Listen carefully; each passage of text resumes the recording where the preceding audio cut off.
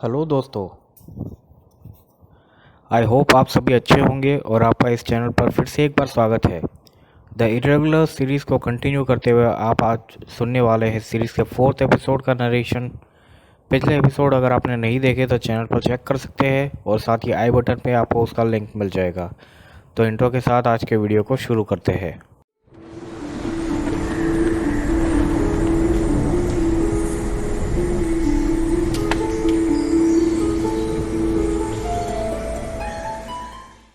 Episode open होता है London के फैक्ट्रीज को दिखाते हुए जहाँ से मजदूर निकल रहे थे। दो मजदूर दोस्त साथ चल रहे थे और अचानक से एक दोस्त दूसरे पर हमला करता है और उसे मार देता है। वो व्यक्ति उस आदमी के चेहरे की खाल निकाल देता है। वो खाल निकाल रहा था तभी वहाँ पर एक पुलिस वाला आता है जिसे देखकर वो भाग जाता है। पुलिस उसका पीछा करती है और वो जाकर एक कमरे में छुप जाता है। वो पुलिस वाला कमरे के बाहर कुछ आवाज़ सुनता है और उसे बाहर आने को कहता है। फिर वो अंदर देखता है तो वहाँ पर एक लड़की थी, ना कि कोई आदमी। सीन अब बिएट्रिस, जेसी और लियोपोल्ड को दिखाता है जो उनकी माँ के कब्र पर थे। जेसी पिछले एपिसोड में दिखाए गए फोटो को देखते हुए बिएट्रिस से पूछती है कि क्या ये वही है। असल में जेसी काफ़ी छोटी थी जब उसकी माँ गायब हो चुकी थी, इसलिए उसको कुछ खास याद नहीं है।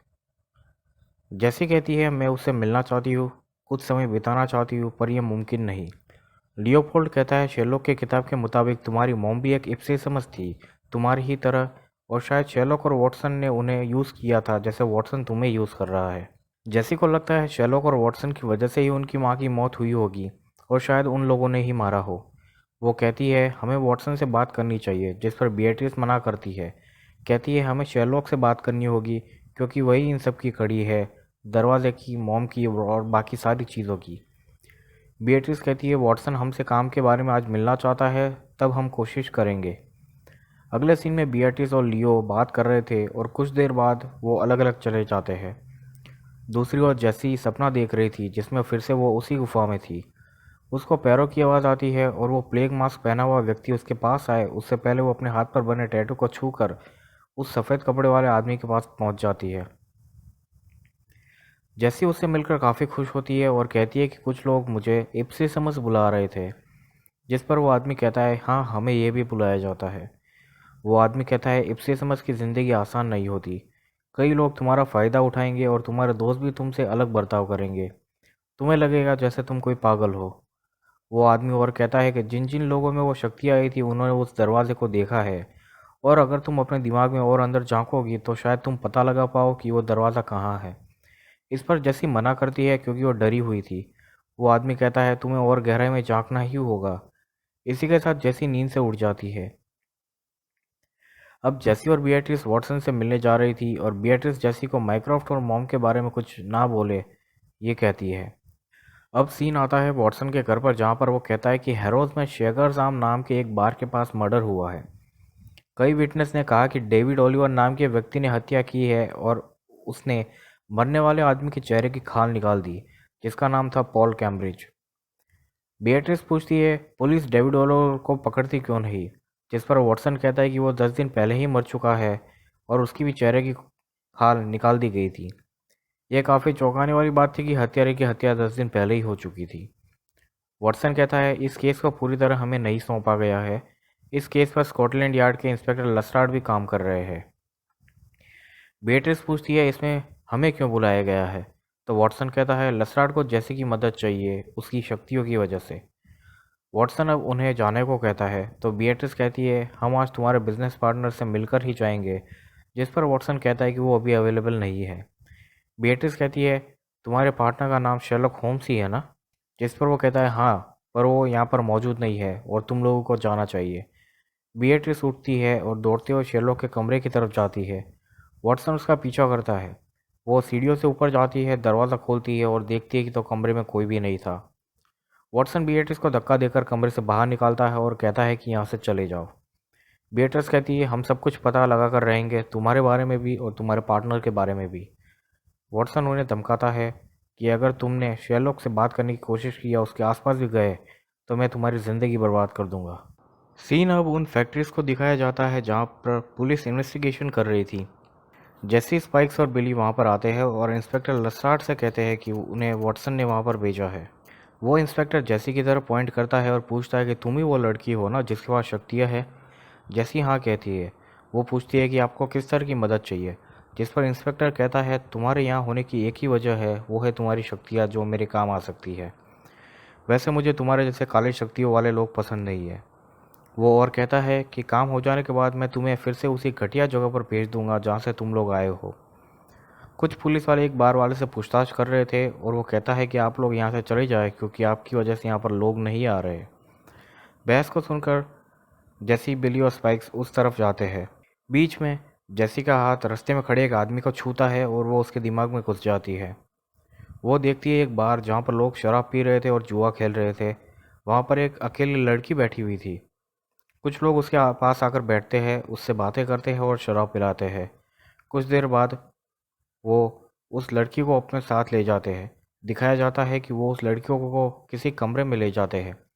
फिर उस लड़की का विजन आता है जो किसी औरत से कह रही थी कि मेरी तबीयत ठीक नहीं है, शायद मैं प्रेग्नेंट हूँ। वो लड़की विजन में जेसी की तरफ देखकर चिल्लाती है और जेसी का विजन से बाहर आ जाती है और गिर जाती है। वो आदमी जिसको जेसी ने टच किया था वो वहाँ से भाग जाता है। जेसी को उठाने के लिए बिली और स्पाइक्स आते हैं तो वो कहती है कि वो आदमी ही हत्यारा है, पर वो कोई आदमी नहीं, वो एक लड़की है। फिर इंस्पेक्टर जेसी और दोस्त उस बार में आते हैं और जेसी इंस्पेक्टर को लड़की की स्टोरी बताती है। जेसी कहती है शायद वो लड़की इन लोगों के रूप ले रही है ताकि इनसे बदला ले सके और शायद यही उसकी शक्ति है। इंस्पेक्टर बार ओनर के पास जाकर उन आदमियों के बारे में पूछताछ करता है पर वो कोई ठीक ठाक जवाब नहीं देता है। फिर लड़की के बारे में पूछता है और कहता है कि वो उस लड़की को ऊपर कमरे में ले गए थे, इस बारे में तुम्हें क्या पता है। वो बार ओनर कहता है ऊपर किसी लड़की को नहीं ले जाया गया था। जिस पर जेसी कहती है उन लोगों ने तुम्हें पैसे दिए थे उस कमरे का इस्तेमाल करने के लिए। वो आदमी मना करता है पर जेसी इंस्पेक्टर से कहता है उस लड़की के हाथ पर सुई के निशान थे और वो शायद दर्जी का काम करती होगी। इस पर उस बार ओनर को याद आता है कि एक लड़की थी जो अक्सर यहाँ आया करती थी और उसके पिता की दुकान है जहाँ पर वो चमड़े का काम करते हैं। सीन चेंज होकर बिएट्रिस पर आता है जो अपने मकान मालिक मिसेस हडसन से पास मिलती है। बिएट्रिस मिसेस हडसन को किराया देती है और कहती है कि एक आदमी है जो आप ही के घर में 221 बी बेकर स्ट्रीट में रहता है जिसका नाम शेरलॉक होम्स है। मिसेस हडसन कहती है इस इलाके में मेरे तकरीबन 3 दर्जन से भी ज़्यादा घर है और तुम्हें क्यों लगता है कि मुझे वो आदमी याद होगा। बिएट्रिस कहती है आपको यहाँ पे सभी की खबर होती है। मिसेस हडसन कहती है तुम जान लो कि वो आदमी एक नशेड़ी है। बिएट्रिस पूछती है जब वो नशेड़ी नहीं था तब क्या वो इस लड़की के साथ घूमता था, और वो अपनी मॉम और वॉटसन वाली तस्वीर दिखाती है। मिसेस हडसन कहती है हाँ मुझे यह लड़की याद है। आसपास के लोग इसके चीखने चिल्लाने की शिकायत करते थे। पता नहीं इन लोगों ने इस लड़की के साथ क्या किया। बिएट्रिस पूछती है ये कहाँ पर मिलेगा, जिस पर मिसेस हडसन कहती है पड़ा होगा लाइम हाउस के फिनिक्स बार में कहीं पर। फिर बिएट्रिस वहाँ से चली जाती है। सीन अब लियोपोल्ड पर आता है जो पैलेस में था और वो अपने कमरे से नीचे आया हुआ था तो उसका नौकर कहता है कि आपकी मॉम के साथ आपका ब्रेकफास्ट कैंसिल हो गया है क्योंकि आप 1 घंटा लेट है। नौकर कहता है आज आपकी बहन लुइस का बर्थडे है तो महारानी पूरे दिन बिजी रहेगी। लियोपोल्ड कहता है मैं लुइस के साथ था तो वक्त का पता ही नहीं चला। इस पर नौकर कहता है कि मुझे पता है आप रोज़ महल से बाहर जाते थे और आपकी मॉम इससे काफ़ी परेशान है। महल में पार्टी थी और काफ़ी सारे लोग आए हुए थे जिसमें लियो को भी हाजिर रहना था। सीन अब शिफ्ट होकर इंस्पेक्टर जेसी और दोस्तों पर आता है जो एक टैक्सीडर्मिस्ट के पास पहुंचते हैं। टैक्सीडर्मिस्ट वो व्यक्ति होता है जो पशु पक्षियों के मरने के बाद उनके अंदर स्टफिंग करके उनके पुतले बनाता है। इंस्पेक्टर दुकान के ओनर मिस्टर डिक्सन से मिलता है और कहता है हमें आपकी डॉटर क्लेरा से मिलना है। वो पूछता है कहाँ पर मिलेगी, जिस पर मिस्टर डिक्सन कहते हैं कि वो वहाँ नीचे रहती है। सभी लोग नीचे कमरे में जाते हैं जहाँ काफ़ी सारे स्टफ्ड एनिमल्स पड़े थे जिनको फैमिली की तरह सजाया गया था। जैसे एक अलमारी खोलती है तो उसमें से 3 लोगों के चेहरे मिलते हैं जिसे देखकर वो काफ़ी घबरा जाती है। ये वही लोग थे जिनकी हत्या हुई थी। सीन अब आ जाता है लियोपोल्ड पर जो पार्टी के लिए तैयार हो रहा था। वो पहली बार लोगों के सामने जाने वाला था। वो नीचे पार्टी में पहुंचता है जहां वहाँ उसे अपनी बहन लुइस मिलती है जिसे वो बर्थडे विश करता है। पार्टी में काफ़ी सारे लोग आए हुए थे पर लियोपोल्ड की नज़र तो कड़ी पर थी क्योंकि वो बिएट्रिस और दोस्तों के पास जाना चाहता था। सीन अब शिफ्ट होता है बिएट्रिस पर जो फिनिक्स बार पहुंचती है और देखती है कि अंदर सब लोग नशे के हाथ में पड़े हुए थे। वो एक औरत से शेरलॉक के बारे में पूछती है पर वो कोई जवाब नहीं देती। बिएट्रिस को एक जानी पहचानी सी आवाज़ सुनाई देती है। वो देखती है तो वॉटसन भी वहाँ पर मौजूद था। और दोनों एक दूसरे को देख लेते हैं। बीएट्रिस चिल्लाती है कि ये आदमी एक पुलिस वाला है, जिसे सुनकर सभी लोग भागा दौड़ी करने लगते हैं। वो औरत जिससे बीएट्रिस ने शेरलॉक के बारे में पूछा था, वो कहती है कि ये लड़की भी पूछताछ कर रही थी और शायद ये भी पुलिस वाली है। इससे सबको उस पर भी शक होता है। वो भागती हुई एक कमरे में घुस जाती है जहाँ पर वाटसन पहले से ही छुपा हुआ था। लोग उन्हें ढूंढते हुए वहाँ पर आते हैं, फिर चले जाते हैं। वाटसन मौका देखकर वहाँ उस कमरे से निकल जाता है। अगले सीन में इंस्पेक्टर मिस्टर डिक्सन से पूछता है कि क्लेरा कौन है, जिस पर मिस्टर डिक्सन कहते हैं कि वो मेरी बेटी नहीं है। मैंने उसे अच्छी लड़की समझा और उसे घर दिया, काम दिया और खाना भी दिया। जैसी नीचे कमरे में उन स्टफ्ड एनिमल्स को देख रही थी तो उसे बाजू के कमरे से कुछ आवाज़ सुनाई देती है, तो वो अंदर जाती है। अंदर वो उस लड़की क्लेरा को देखती है जो अलमारी में कुछ कर रही थी। वो पीछे देखती है तो जैसी दिखती है और चाकू निकाल कर कहती है कि पीछे हट जाओ वरना मैं तुम्हें मार दूंगी। जैसी कहती है तुम ऐसा नहीं करोगी क्योंकि तुम ऐसी लड़की नहीं हो।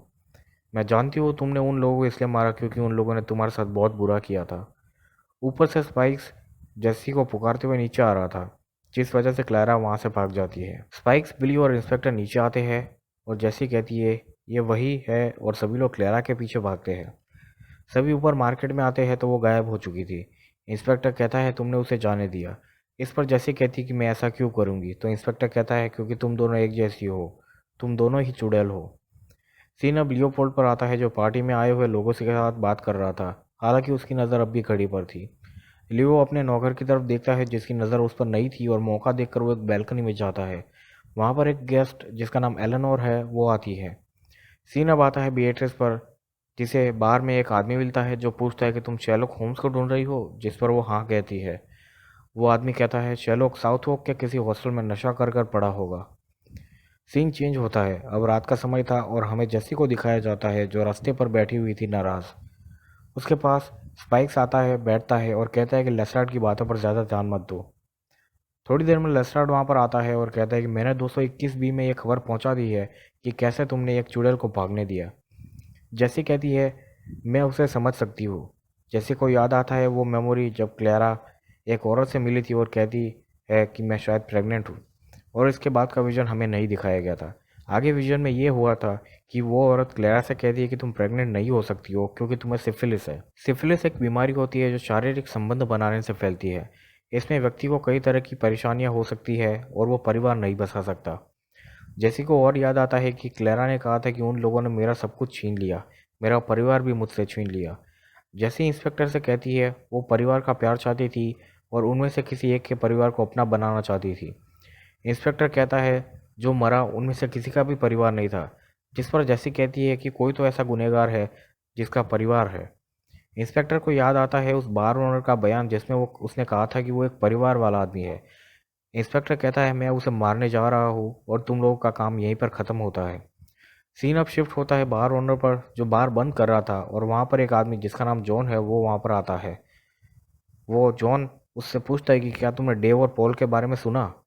दोनों अब शराब पीने बैठते हैं और बार का ओनर कहता है कि पुलिस को लगता है वो लड़की जिसे तुम लोग ऊपर ले गए थे वही ये सब कुछ कर रही है। जॉन कहता है हम में से किसी ने उसे सिफिलिस दिया है। बार ओनर पूछता है क्या इसी वजह से वो तुम्हारे पीछे है, जिस पर जॉन कहता है शायद। जॉन कहता है वो सिर्फ एक परिवार चाहती थी जहाँ उसे प्यार मिले, पर उसकी ज़िंदगी बर्बाद कर दी डेव, पॉल, मैंने और तुमने। जॉन उसकी तरफ चाकू निकालता है और उसकी आवाज़ बदलने लगती है। असल में ये क्लेरा थी जॉन के रूप में। बार ओनर कहता है मैंने कुछ नहीं किया, तो क्लेरा कहती है तुमने कुछ नहीं किया पर तुमने उन्हें रोका भी नहीं, इसलिए तुम भी उतने ही गुनहगार हो जितने वो लोग। क्लेरा कहती है घबराओ मत, मैं तुम्हारे परिवार का ख्याल रखूंगी तुमसे भी ज़्यादा अच्छा। सीन अब बीएट्रिस पर आता है जो साउथवॉक के हॉस्टल में पहुंचती है और रिसेप्शन पर शेरलॉक होम्स के बारे में पूछती है। रिसेप्शन पर मौजूद आदमी उसे एक लेटर देता है जैसे वाटसन ने लिखा था। उसमें लिखा था कि एक नशेड़ी से झूठ बुलवाना कितना आसान होता है। आज के बाद मुझे तुम्हारी ज़रूरत नहीं है और 221 बी में कदम मत रखना और शेरलॉक से बात करने की कोशिश भी मत करना। तुमने ये खेल खेला और हार गई और ये खेल अब दोबारा शुरू नहीं होगा। सीन शिफ्ट होता है बार में जहाँ पर एक लाश पड़ी थी जिसका चेहरा नहीं था, तो ऑब्वियसली ये बार ओनर की ही लाश थी। क्लेरा बार के कमरों की तरफ जाती हुई दिखाई जाती है। वो आईने में खुद को देखती है और अलविदा कहती है और बार के ओनर का चेहरा अपने चेहरे पर लगा देती है। अब ये चेहरा पहनकर क्लारा बार ओनर के घर में जाती है जहाँ उसकी वाइफ थी। वो कहती है खाना किचन में रखा है। क्लेरा यानी जो अब बार ओनर बन चुका था, उसकी वाइफ को किस करता है। फिर वो दोनों बच्चों के पास जाता है और उन्हें भी किस करता है। उसकी वाइफ ये सब कुछ देखकर काफ़ी सरप्राइज़ लग रही थी, क्योंकि वो अक्सर ये सब नहीं करता था। सीन शिफ्ट होता है लियोपोल्ड पर, जिसको एलेनोर ने किसी तरह की नशीली दवाई पिलाई थी और उसे बहला फुसला कर उसके कमरे में ले जा रही थी। वो लियोपोल्ड को किस करती है, पर लियो को ठीक नहीं लग रहा था। लियो उसे सॉरी बोलकर वहाँ से चला जाता है। एलेनोर नीचे हॉल में आती है, जहाँ पर लियोपोल्ड का नौकर उसे अकेले देखता है और उसे शक होता है। सीन अब शिफ्ट होता है क्लेरा पर, जो बार ओनर के रूप में थी। वो और उसकी वाइफ दोनों सो रहे थे और कुछ टूटने की आवाज़ आती है, जिससे उन दोनों की नींद खुल जाती है। असल में लेस्ट्राड वहाँ पर पहुँच गया था और क्लेरा उस आदमी की वाइफ को कहती है कि बच्चों का ख्याल रखना। सीन शिफ्ट होता है लियो पर, जो फिर बैल्कनी में आता है और नीचे कूदने की कोशिश करता है। तभी वहाँ पर उसका नौकर आता है और उसे कहता है कि आपकी वजह से मैं यहाँ सबसे लड़ रहा हूँ और आप फिर वापस बाहर जाना चाहते हो। लियोपोल्ड कहता है मैं यहाँ के लिए नहीं बना हूँ, जिस पर नौकर कहता है अगर आप कहीं और जन्मे होते तो आप इस तरह से सांसें नहीं ले रहे होते। लियोपोल्ड गुड बाय कहकर नीचे कूद जाता है और बाहर चला जाता है। सीन अब आता है जैसी, बिली और स्पाइक्स पर, जो बार में आते हैं, जहाँ पर इंस्पेक्टर को देखते हैं जो घबराया हुआ था। इंस्पेक्टर कहता है उसने बार ओनर को मार दिया और उसका चेहरा निकाल दिया और पीछे की तरफ भाग गई है। सभी लोग उसके पीछे जाते हैं और जैसी बिली और स्पाइक्स को कहती है कि लेस्ट्राड को ढूंढने के पहले तुम लोग उसे ढूंढ लो। अब लेस्ट्राड और जैसी पीछे थे और जैसी पूछती है कि तुमने उसे रोका क्यों नहीं, उसका पीछा क्यों नहीं किया, जिस पर लेस्ट्राड कहता है कि मैं उस बार के ओनर की वाइफ और उसके बच्चों को देखने गया था कि वो ठीक है या नहीं। जैसी को ठोकर लगती है, वो गिरे उससे पहले लेस्ट्राड उसे संभालता है और जैसी उसी समय उसकी गन निकाल कर उसके सामने ही पॉइंट कर देती है। जैसी कहती है क्या सोचा था तुमने, पुलिस वाले का रूप लेकर यहाँ से भाग जाओगी। समझ आ ही गया होगा कि क्लेरा ही पुलिस वाले का रूप ले चुकी थी। क्लेरा पूछती है तुम्हें कैसे पता चला, जिस पर जैसी कहती है कि पुलिस वाला काफ़ी बदतमीज़ था पर तुम नहीं। जैसी उसे अपने असली रूप में आने को कहती है। क्लेरा दर्द में चीखते हुए चेहरे को निकालती है। क्लेरा कहती है मैं पुलिस वाले को मारना नहीं चाहती थी, पर अगर नहीं मारती है तो शायद वो मुझे मार देता। जैसे कहती है अगर तुम ये गन मुझसे छीन लो और भाग जाओ तो क्या तुम आगे किसी और को मारोगी, जिस पर क्लेरा कहती है कि मारने के लिए अब कोई बचा ही नहीं है। दूर से बिली और स्पाइक्स जैसी को आवाज़ लगाते हुए आ रहे थे। जैसी कहती है मुझे देखना है कि तुम्हें ये शक्तियाँ कहाँ से मिली। फिर वो उसे टच करती है। क्लेरा के दिमाग में वो घुसती है और देखती है कि क्लेरा अपने कमरे में गॉड से प्रे कर रही थी कि मुझे शक्ति दो ताकि मैं उन लोगों को मार सकूं। इतना कहते ही उसके हाथ में एक अजीब सी शक्ति दिखाई देती है और जैसी उस ब्लैक डॉक्टर का मास्क पहने हुए व्यक्ति को दिखता है और घबराते हुए वो अपने सपने से बाहर आ जाती है। स्पाइक्स और बिली जैसी को आवाज़ लगाते हुए उसके पास आ रहे थे तो जैसी का क्लारा को गन देकर वहाँ से जाने को कहती है। सीन अब घर पर आता है, जहाँ बिली पूछता है कि वो कहाँ गई, जिस पर जैसी कहती है कि पता नहीं, शायद वो भाग गई होगी। बिली कहता है उस इंस्पेक्टर की भी मौत हो गई है और उसका चेहरा भी निकाल लिया गया है। बिली कहता है मैं पीने जा रहा हूँ। तभी स्पाइक्स नीचे कोने में लियोपोल्ड को बहुत ही बुरी हालत में पड़ा हुआ देखता है। सीन अब बिएट्रिस पर आता है, जो अपने घर के पास पहुंच चुकी थी और उसे मिसेस हडसन मिलती है, जो उससे पूछती है कि तुम्हें शेरलॉक मिला या नहीं। मिसेस हडसन कहती है कि इन नशेड़ियों से तुम दूर ही रहना। बिएट्रिस पूछती है आपको पता है कि शेरलॉक ने उस लड़की जिसकी मैंने आपको फ़ोटो दिखाई थी उसके गायब होने के कितने समय बाद नशा करना शुरू किया था।